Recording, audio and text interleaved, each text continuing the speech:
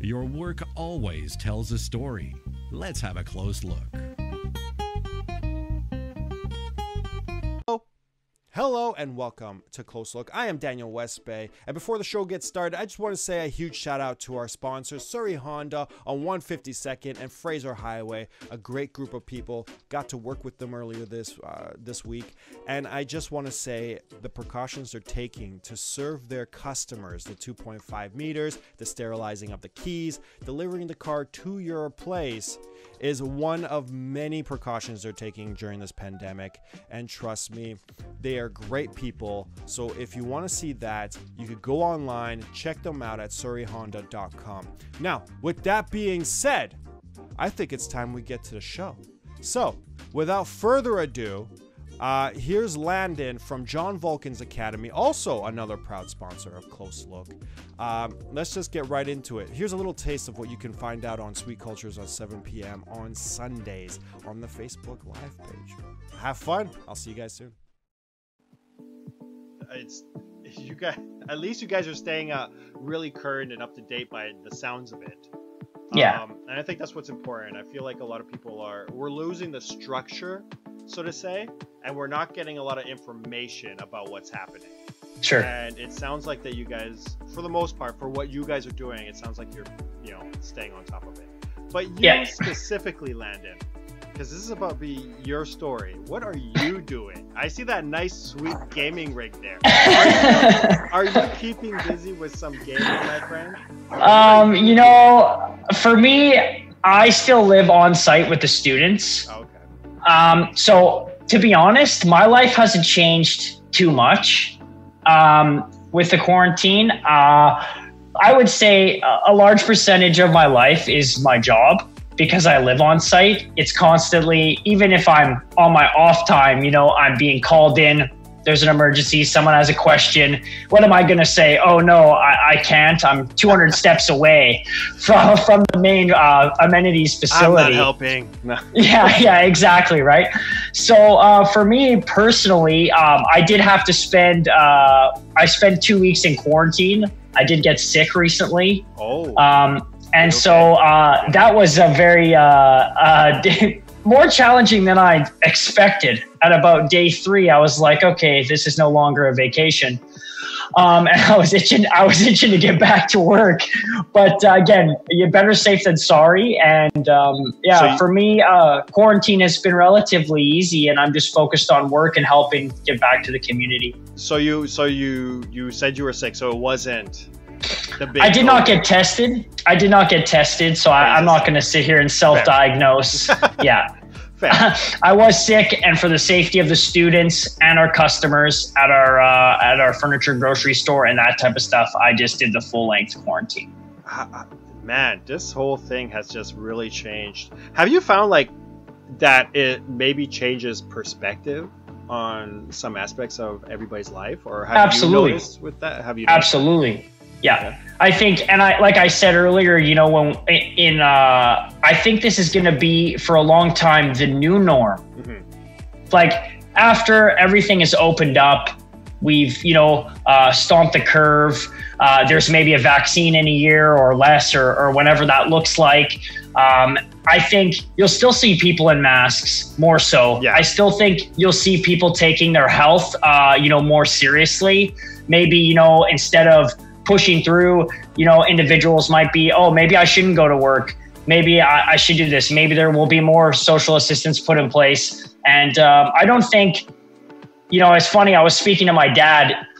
He's, an older fellow, and he said he's never experienced anything like this in his whole life. And he's in his 70s, right? And I think, moving forward, that a lot of these things will become the new norm, at least for a little while, It sucks. The only two things that I miss having for the pen, and I know it sounds weird, but is going to the movies and haircuts. Yeah. How's your hair now? I know I have the quarantine hair in full effect because obviously, for all of us, we can't get our haircut right now. And for me, we have a hair cutting room, and we do all our hair cutting for the academy on site. Oh my God, that's awesome. because I'm a staff member, the students cannot touch me because of social distancing. Fair. And they, you know, so yeah, right now I'm itching to get a haircut as well. I want you to unleash the beast. Just yeah, it's growing in all ways. We have the hat to contain. I have a question here. It pertains to addiction. It says here, has it changed perspective on your clients related to their addiction? So I think there's a lot of stuff going on in healthcare in terms of addiction with COVID right now.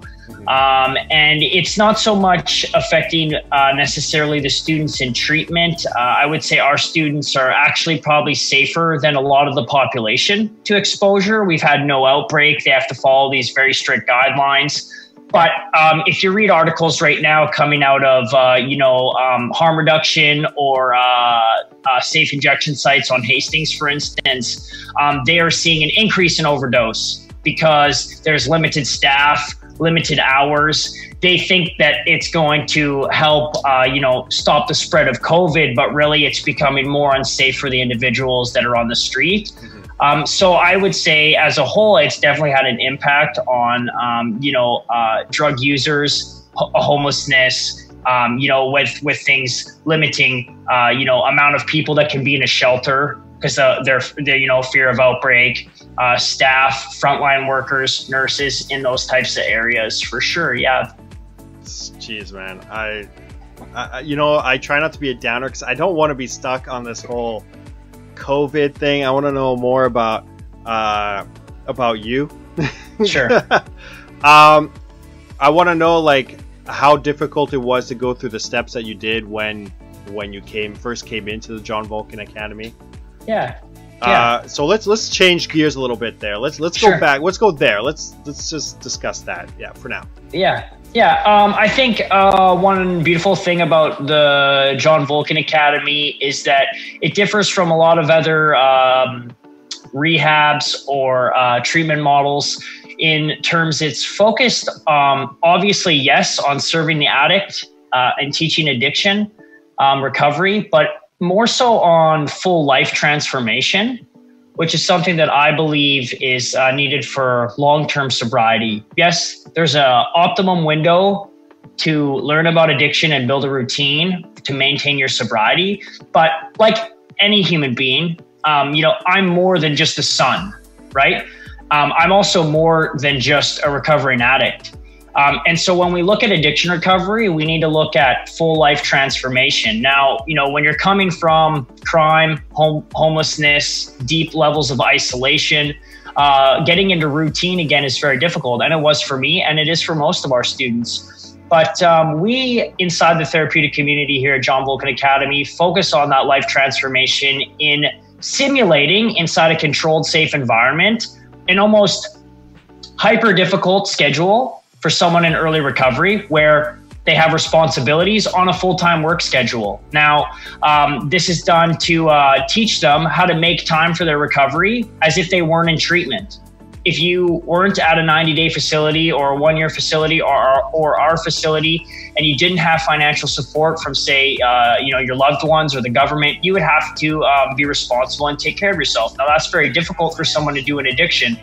And that's why here we try to teach that from day one. It's not to say that, if something happens, they're going to get written up or dismissed or something like that. Obviously, our LTC, our Life Skills Training Center, we call it here, located in Surrey, is focused on program first. It's a safe place for us to learn emotional regulation, routine, become employable. Beyond that, we teach things like leadership, obviously addiction recovery, as well as trying to educate, and that's why it says John Volken Academy instead of John Volken Rehab or, John Volken Healthcare Facility, is that we focus on teaching our students things like life skills, addiction education, cognitive behavioral therapy, anything that they're really interested in as well. And so it is a lot for someone coming in. But over time, it becomes easier. I was actually going to say that the first time that I went there, it was one of those things where I saw it and I was like, wait, because I talked to Simi the first time I went. I'm like, is this a addicts recovery, or is this a school? Yeah, I didn't know things like this exist, and it's cool that you guys do it that way. Because I always say, in order for a stigma to end, you kind of have to restructure it and give it a new face. Yeah. Right. And I think that's what you guys are doing, and it's a great idea to instead of focusing, yes, they had addictions and this is why addictions are bad. It's instead of, let's show you that there's better paths and that we can transform your addiction into something like, you know, absolutely, something more positive. Absolutely. Yeah. And so, that's definitely part of it as well. We know mental health, addiction, there's still large stigma, you know, overall across the board. And that is part of battling that stigma, right? Is that, you know, it's funny, you're not the only person that asks, is this a school? People actually show up here, you know, inquiring for their middle school student or an elementary school student sometimes, wondering, you know, if this is, you know, a private school or something like that, right? And that's part of it as well for us too, I think, is breaking that stigma and showing the community, our community and people, you know, through forums like this, that, you know, with support, with the right program in place, that every human being is more than what they identify with. I'm more than my depression. I'm more than my work or my career. I'm more than, you know, the label of father or husband, right? I'm a complex individual. We all are. And just because I had this thing in my past doesn't mean that, yes, will it always play a part? Sure. Do I have to honor it to stay sober? Absolutely. Right. But I'm more than that. And if I put the work in early, then I can become more than that in the future. Yeah. Have you ever found that, like, because you talked about honoring your past and about remembering almost who you were to still be who you are today. Do you find that when you try to fight what has happened in the past, does that change you mentally? Like, what's your opinion on that? Like, do you think that you should just completely try to black out and forget it, or should you try to remember it as you move forward? I think, you know, everyone's going to speak on their experience differently, right? If you look at things like, you know, for an example, like trauma therapy, in most cases, what is trauma therapy? It's reprocessing the past, right? Okay. In some cases, reliving, right? For the addict, most times when we relate the past, it immediately comes to two emotions, shame or guilt, right? My anger is a secondary emotion. I'm angry at this past relationship or this past thing I did. It's like, well, no, actually underneath that, what you'll find over time when you get to the root cause is that, you know, it's usually shame or guilt. You know, I have shame that I hurt my family. I have guilt that I stole money from this person, you know, or that I did this crime or that I abused my body in this way, right? For me personally, you know, in my process of recovery is that I'm very grateful for my addiction today, because it made me the person I am. It built strong character. You know, I learned a lot, and I'm super grateful that I'm also not there anymore. You know, absolutely, right? But I am grateful for what I went through because it made me who I am today. I wouldn't change a thing today. A big part of that through getting sober was me honoring my past, dissecting it. You know what I mean? Coming to terms with it and forgiving myself and processing those emotions. I hear you, and that's why I asked this question, because so many people are, you hear that term, oh, just forget about it. Don't even think about it. And that's always been my. It's like, well, I don't want to, because I need to. Like, you need that part to. Yeah, it sucks sometimes, but when you remember, and again, like you said, instead of dwelling in it, dissect it. Why did you do this? How did you feel? And how can we not feel like that again and do the same things again? Absolutely. Right? Yeah. And I just love that you said that, because it backs up my theory so much more. I love it when I'm right. So, like, has this affected your, like, being, because you said being 3 days in quarantine, it was horrible. I mean, for me being an introvert, I'm an introvert, so being stuck in my room for hours on end is whatever. But you seem like an extrovert, that because of where you are now, you gotta be out there. Has it, like, when you were done your quarantine, has you been like, okay, 4 weeks is enough, 3 weeks is enough? Like, so I spent 14 days, 14 full days in quarantine. And because I was, you know, I'm in an assisted living building, I had to have my meals delivered to my doorstep. They had to leave. I had to shimmy them. I was stuck in, you know, the same room, you know, with no resources. It's not like my apartment has a laundry room because it's a shared facility, you know, things like that, right? Okay. So there was lots of things you don't think of off of the, you know, off the top. And then especially the longer you stay in quarantine, your in-house resources start to deplete, right? With things like toilet paper or snacks or, you know, all those types of things. So like I said, you know, I was very sick in the beginning. So it was a nice rest for about 3 days. Then I started to feel a bit better. It became more difficult. I enjoy my job. I like to give back. That reinforces my own recovery working here, right? And it gives me purpose.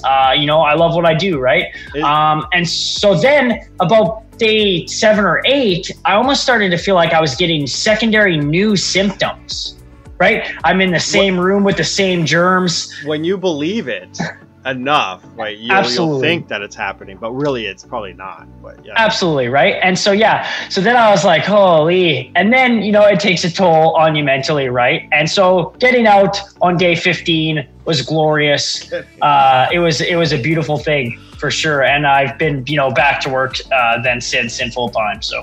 So the reason why I asked is because you were an addict. So I was just wondering if it brought up any feelings of the past of how you feel or felt in that time that you were in quarantine. No. No? No. Yeah. And I'm sure for some people it would be very difficult. If I just speak on my personal experience, I think I have a super detailed, organized schedule. You know, my weeks in advance are planned out because I have so many responsibilities at work when it comes to, you know, things like this or counseling and group sessions, my responsibilities for the academy. With that, obviously, I have to maintain my personal sobriety. And so it gave me some time to use some of those tools, maybe that I hadn't picked up in a while, and similarly go back to basics, things like meditation, journaling, you know, reading. That was actually going to be my next question. I was going to ask, what have you done with your time? Have you tried to learn anything new or tried to go back to basics? Is the perfect, you know, a lot of people right now, and I try to say, I'm like, don't get frustrated. Take this time to learn a new skill or read that book that you've been wanting to read, but haven't had the time to do, you know? And I think going back to basics is a perfect, you know, get back to meditating and doing, Yeah. So it was nice to simplify, you know, as it was also difficult. It was nice to simplify as well, right? Yeah, like you said, there's lots of things that we push off to the side or we just justify or excuse ourselves. You know, someone's like, I wanted to take this online course for 3 years, but I don't have time. You know, during this age of quarantine and self-isolation, there's probably no better time to take that online course, right? Or start your, you know, short stories you want to write, or maybe start to work out a bit more, you know, inside your house or something like that, or, you know, those types of things. And so, yeah, it's, it also, like with everything, there's blessings in disguise, right? Absolutely, man. I agree. Yeah. Quick question. I know this is a burning question on everybody's mind. What type of rig is that? The computer here? What is that? It's a custom built PC that I made. I'm truly like enamored right now. I see nothing but I see that you have a cool keyboard. What kind? I have a little custom built 60% here. Oh my god, look at that thing. Yeah, it's beautiful. So what are you playing on that thing then? Lately, I play Escape from Tarkov. I don't know if you've heard of it. Oh, yeah, I know Tarkov. Yeah, okay. Yeah, it's a hardcore realism survival game. Every once in a while when I have time. And, you know, just also for, I do a lot of work from in here as well. Dude, that's more than work. That's like a video editing machine. Like, what are you doing in there? Seriously. It's definitely a nice computer. I can game in 4K and stream in 4K at the same time. He's working, everybody. He's working. But it's amazing. Well, dude, I got I'm not getting any other questions. As far as I know, as you heard, we had technical issues earlier. Yeah, of course, everything that went wrong could go wrong. Sure. Yeah. So so you don't know when things are going to go back to normal. Have you? No. And I'm going to get a little bit with your opinions and whatnot here. Do you think the BC has handled this whole pandemic okay? Like, do you think that this is all? I mean, all we can really do is compare to other places in the world, right? Articles, stats, new cases. Mm-hmm. In that way, I say yes, right? I think what happened is our prime minister got that photo of English Bay, and then he was very upset. Crap. And since then, I think people have been better. I just had a run-in with a person the other day in our store. They started yelling at me because I was putting on gloves to use a debit machine. I have to do those responsibilities, so I don't think everyone is on the same page still, right? Some people are like, believe that the world is ending, and other people believe it's a conspiracy. There's a full spectrum, right? I think our health officials are doing the best they can, just like any other place, right? That's true. The outbreak, the curve isn't for us to really opinionize, in my opinion. I'll just start rhyming here as well. I think people are just doing the best they can. This is a brand new thing.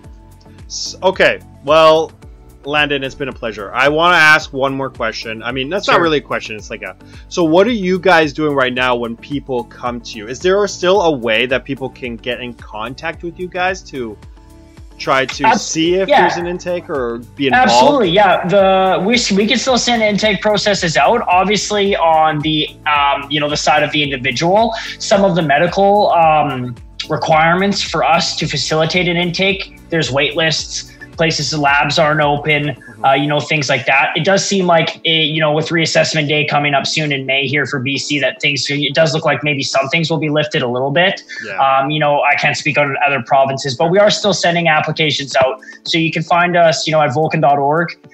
You can call the intake line directly, or email, or you can even stop by the store because it's an essential business if you're local, right? And come and speak to one of us directly.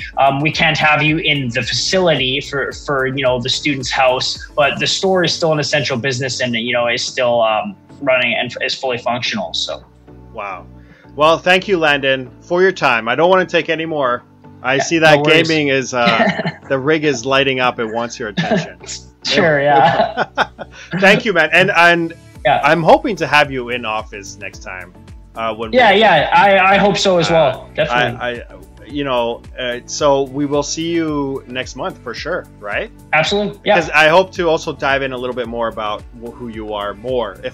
I just so stuck in this COVID thought that it's bugging me. Sure. It's actually I know. It's everyone's It's one of these things now. where it bugs me because I want to ask questions that are you, but the thing is those questions aren't coming, and all it's stuck on is this stupid COVID everybody's stuck there, right? Yeah, everyone's stuck there, so it's completely normal. That's what it feels like, right? I feel bad. It's okay. Yeah, no worries. But yeah, hopefully next month, get back in the studio. It would be nice to link up again, and we can come more prepared outside of COVID. Yeah, sounds good, man. Yeah. All right. Thank you so much. Yeah, thanks for having me. That was Landon, everybody. Thank you. You could leave. Thank you. I don't know what else to say.